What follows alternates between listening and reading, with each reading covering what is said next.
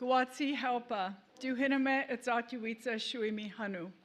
Hello, everyone, relatives and friends. I'm honored to be here with you at the White House. Yes, you can sit down, please. I'm so honored to be here with you at the White House to celebrate President Biden's establishment of Chuckwalla National Monument and to reflect on the Biden-Harris administration's conservation legacy.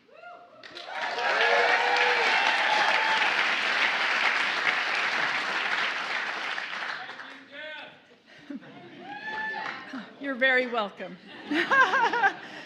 Hiking Painted Canyon with Chairman Tortes in the Coachella Valley last year was a highlight of my time as secretary, and I am so proud that I was able to keep up with him.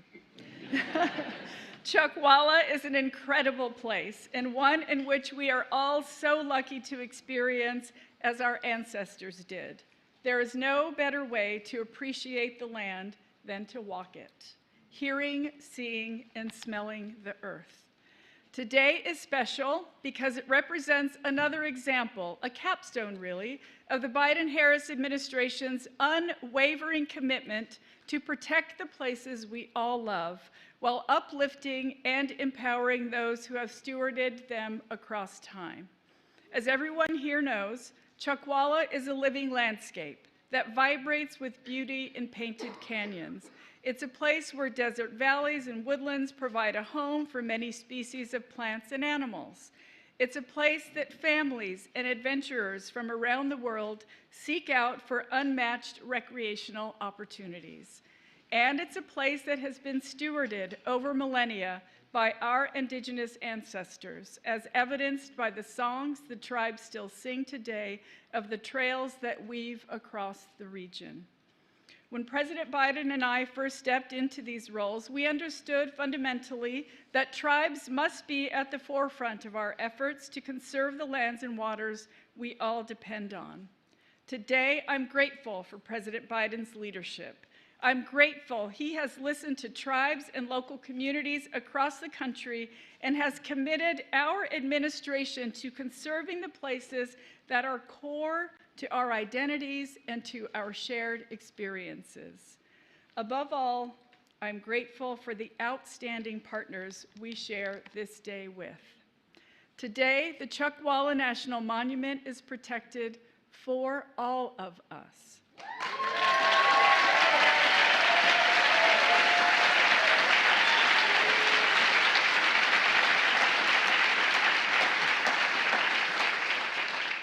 So much of what we do is for our young people, for the next generations who are already inheriting this work and who will carry it forward with grace, expertise, and resilience.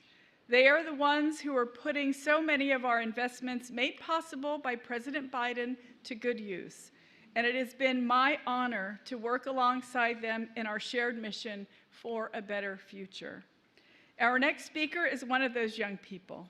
Everyone, please welcome from California, Ryan Reyes.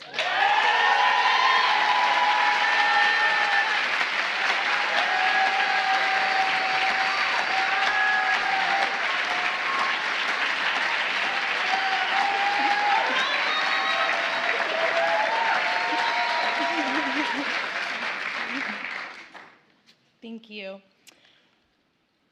Thank you, Secretary Holland, for your inspiring words and for that beautiful picture you painted. Hello, my name is Ryan Reyes. I was born and raised in the Coachella Valley with my parents and 3 younger brothers, just about 30 minutes from Chuckwalla. As a child, I didn't appreciate the natural treasures found in my backyard. It wasn't until after I left California to go to college in a big city that I realized I needed to be around the mountains, the sun, and the beauty of the desert. I quickly returned home to the Coachella Valley to finish college and started coming regularly to Chuckwalla to hike, stargaze, and enjoy the beauty of the desert. After finishing college, I interned as a Chuckwalla Youth Ambassador for a nonprofit that works to protect California deserts. Then I joined the team at the National Audubon Society, a conservation nonprofit that works to protect birds and their habitats. It's been an empowering journey to learn how to advocate for these irreplaceable and incredible places we all need. And I plan to devote my career to environmental policy to protect these precious lands, waters, and animals. I realize how lucky I am to live in that magical place and how transformative it can be for our physical and our mental well-being. I want everyone to experience the magic of Chuckwalla. That's why designating Chuckwalla as a national monument represents more than just protecting land. It's an investment in our community's future, so families can enjoy the natural beauty around us, scientists can explore its mysteries, and we can honor the cultural and historical landscape, or significance it holds for so many. I want to thank Congressman Ruiz, Senator Padilla, and our partners with the Protect California Deserts Coalition, and everyone else who helped make today happen. And of course, our deepest thanks to President Biden. As a young person who feels the weight of the climate crisis, it means everything to know that we have a president who recognizes the importance of protecting these lands and waters for future generations. A champion who has never stopped fighting for us and our planet. A leader who has shown the world what bold climate leadership looks like. It's now my greatest honor to introduce him, ladies and gentlemen, the President of the United States, Joe Biden.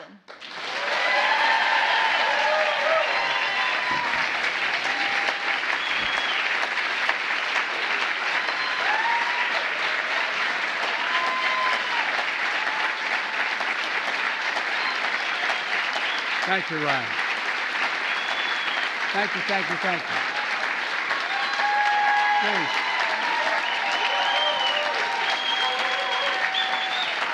I'm going home now. Thank you, thank you, thank you. Please sit down. Ryan, thank you for the introduction. Your commitment to conservation gives me so much optimism for the future. I mean that sincerely. Before I go much further, I want to explain to you why we have these screens up here. I was hoping we were going to do this in place, so the American people that's being covered by the media would see what we're talking about, feel it, sort of taste it. This is as close as we can get. I'm going to, as I speak, hopefully they're going to bring up the areas I'm talking about so people get some sense of what we're talking about. But I want to make a special thanks to Secretary Deb Haaland, whose incredible leadership these past 4 years has scared the hell out of me.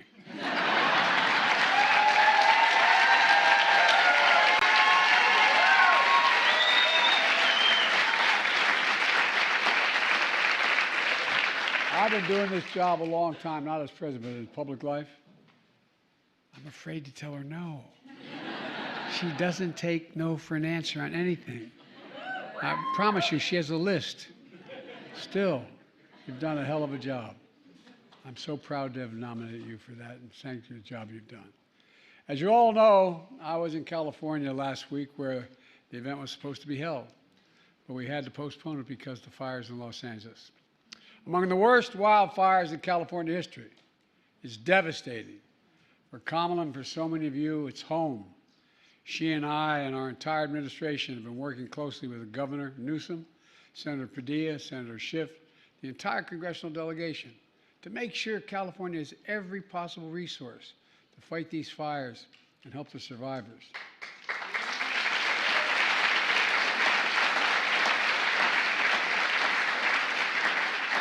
And fight back against the misinformation that's going out. You know, that includes our heroic firefighters and first responders. The heart of the nation are with the victims and families left behind and all the people who've lost their homes, livelihoods, and so much to these fires. It's been devastating. It's incredible. It's incredible. Thousands of homes lost. Folks, yet another reminder, tragedies like this is not about blue states and red states, not about conservatives and liberals. It's about the United States of America. The United States of America. And now to turn to today's event, in addition to Secretary Haaland, we have elected officials of the community and from the tribal community, the Indian nations. I learned that a long time ago from Danny Inouye. Just want you to know that, okay? I once said those Indian reservations, no, Joe, come here. Anyway, I was only 30 years old, but I learned it really quickly. Look, members of the California delegation, Senator Padilla, Representative Ruiz, championed legislation to establish these national monuments. Key members of my administration, Brenda, Chair of the Council of Economic Equality, and the staff from the Bureau of Land Management, the Fire Service, the Forest Service. Like many families, Jill and I made it a tradition to take our children and grandchildren to national parks and monuments every year. I wanted them to see, feel, smell, taste, look at just what has been preserved. And every time I looked at it, I thought about Teddy Roosevelt and these people, all they preserved. Imagine had they not acted. Imagine had they not acted. And I wanted them to witness the majesty and beauty of America. It's absolutely majestic. Our natural wonders are the heart and soul of our nation. And you all know it in this room.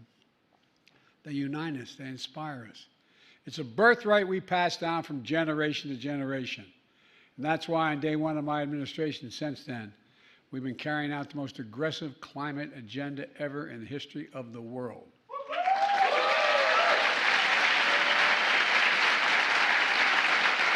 I mean it. And make no mistake, I was able to do it because of you. I know I mean it. But I'm not kidding you. Because of you, including the historic steps to conserve our natural resources for the ages. My second week as president, I signed an executive order establishing the first ever conservation goal to protect 30% of all our lands and waters everywhere in America by 2030. 30%.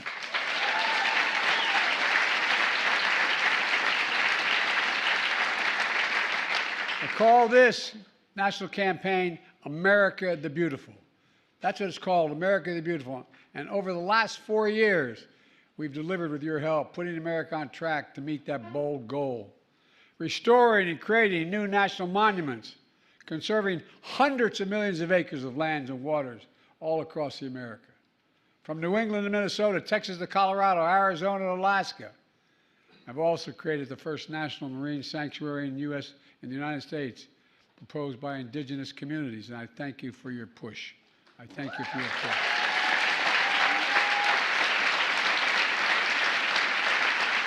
It stretches 116 miles along the California coast, 116 miles to protect the natural and cultural resources while also supporting our progress on offshore wind, I might add. And today, I'm proud to use my authority under the Antiquities Act to designate 2 more national monuments in California. First, Chuckwalla National Monument.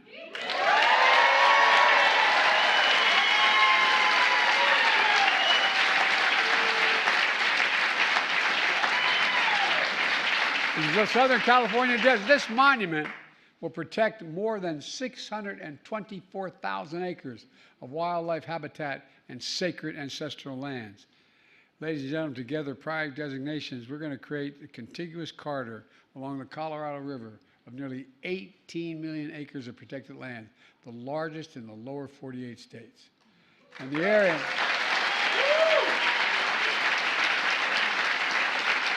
For those at home who may be listening, that's bigger than the entire state of West Virginia. And it's called the Moab-Mojave Conservation Corridor. Look, today's action will also protect and preserve mountain ranges and rugged canyons, desert floors and deep valleys, sandy slopes, stunning peaks. Tucked away in the desert landscape are beautiful springs and over 50 rare plants and animals. Palm trees, cacti, lavender flowers, lizards, mountain lions, bats, bighorn sheep, owls, desert tortoises. I mean, this is incredible what's there. This action also preserves the mosaic of trails woven together by tribal nations that trace their origins back thousands of years. And left behind in these trails are ancient ceramics, tools, rock art, sacred ceremonial sites that will also be preserved. We're also preserving ruins of old mines from the 1800s. Their construction drove out indigenous people from their homes, a reminder of the harm that was done. There are remnants of the U.S. Army camp, trained units of desert combat shortly after we entered World War II. For generations, This place of wonder has attracted outdoor enthusiasts from hikers, horseback riders exploring these vast lands, as well as scientists and geologists who are studying how the earth evolved. Many veterans also returned here to heal their wounds, mental and physical, and invisible wounds as well, seeking solace and serenity in ways that only nature can provide. And you all know that. Only nature can provide some of this, nothing else. And next door to this monument, solar energy is being built, which proves what I've often said. We don't have to choose between the environment and the economy or between conservation and clean energy. We can do both at the same time. At the same time.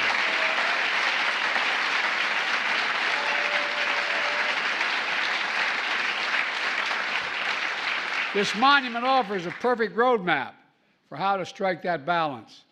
It's a key element of our climate agenda. It includes the most significant climate law ever in the history of the world. That's not hyperbole. That's a fact. The law that's positioned us to cut carbon emissions in half by 2030. That's generated $300 billion so far in new private sector clean energy investment. $300 billion. And that's creating hundreds of thousands of jobs and unleashing manufacturing boom all across America. You know, and this matters a great deal. Second, the second national monument I'm designating today is this is important. I mispronounced it the first time. Sáttítla Highlands in Northern California.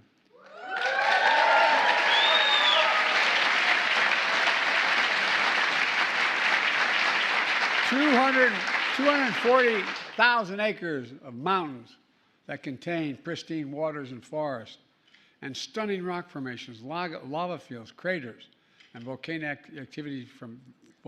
activity centuries ago. At the center of these highlands, a dormant volcano cradles a beautiful lake inside the summit. The highlands are home for countless plants and animals, including fox, frogs, bald eagles, bumblebees. The night skies there are darkest in America, and distant galaxies and stars are extra visible. It's incredible.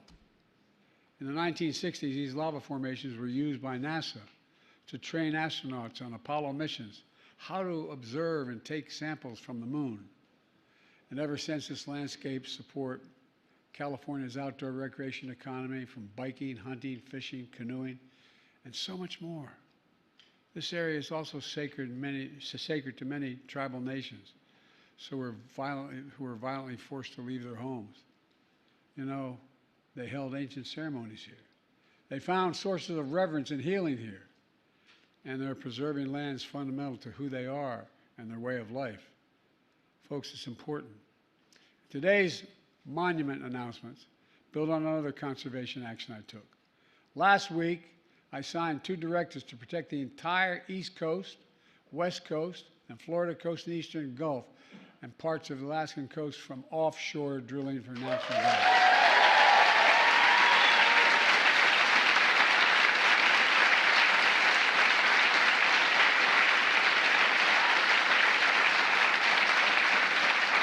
And I might add, that is a big deal. My state's only 3 feet above sea level. Oh, you're laughing, but it's important. Nearly 40% of Americans live in coastal communities. And it's not only good for the environment, it's good for our economy.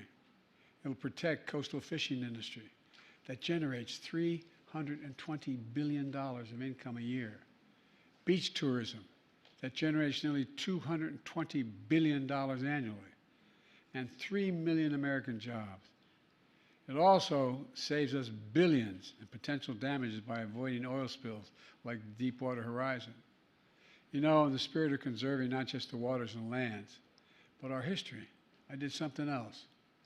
I became the first American president to formally recognize a group of mostly Native Hawaiians.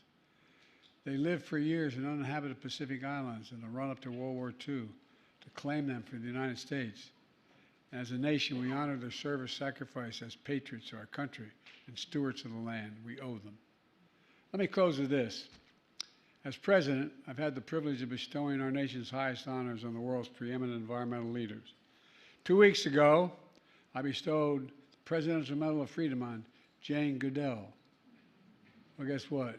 She has memorialized a global movement to protect the planet. She's done an incredible job.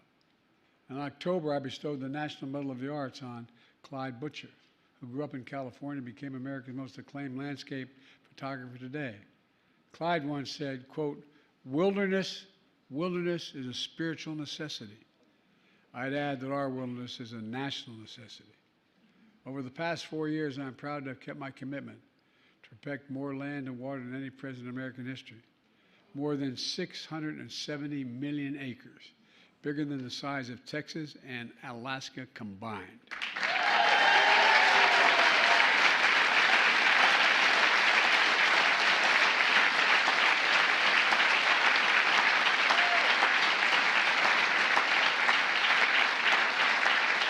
And without you standing up, we could have never done it. It's about our planet, our people. It's about America itself. Our outdoor treasures are the pride of our country, the bond between the physical and spiritual world, a bridge to our past and to our future. Conserving them not only protects the livelihoods of people who depend on them, it preserves a key piece of our history and the full American story. It unites us through the ages. It connects us to something bigger than ourselves. And above all, it reminds us of who we are. I just had another baby grandchild born. Guess what? Actually, to be precise, I hate to say it, a great-granddaughter, a great-grandson. And guess what? Think what this means for your children, your grandchildren, your great-grandchildren. I mean it sincerely. Think of what it means if we don't do this. Above all, it reminds us of who we are. We're the United States of America. And there's nothing beyond our capacity when we do it together. I want to thank you all again because it's not hyperbole. I could have never done any of this without the support of the people in this room.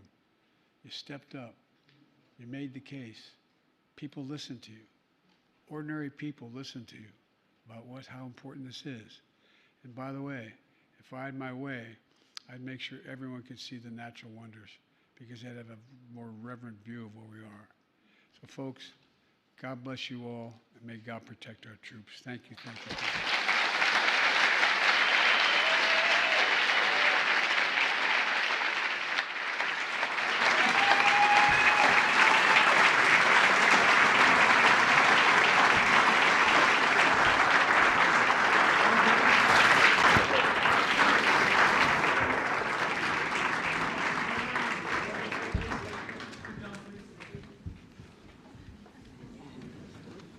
The first bill I'm signing is the establishment of the California Chuckwalla National Monument.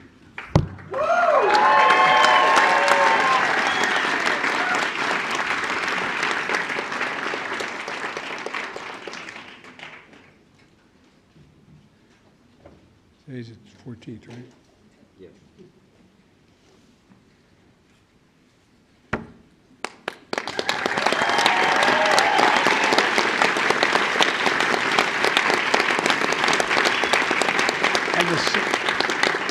The signing pen goes to the secretary because I'm afraid not to give it to her. You've done an incredible job, and I'll get each of you a signing pen. All right. You're welcome.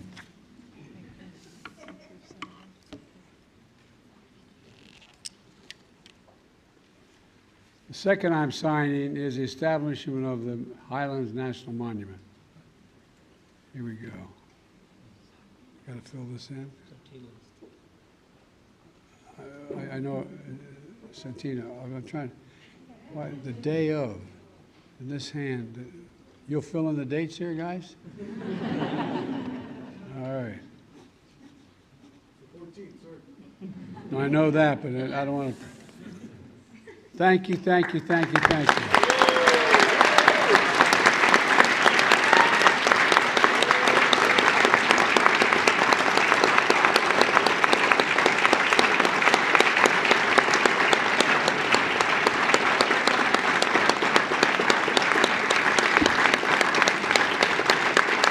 Thank you very much.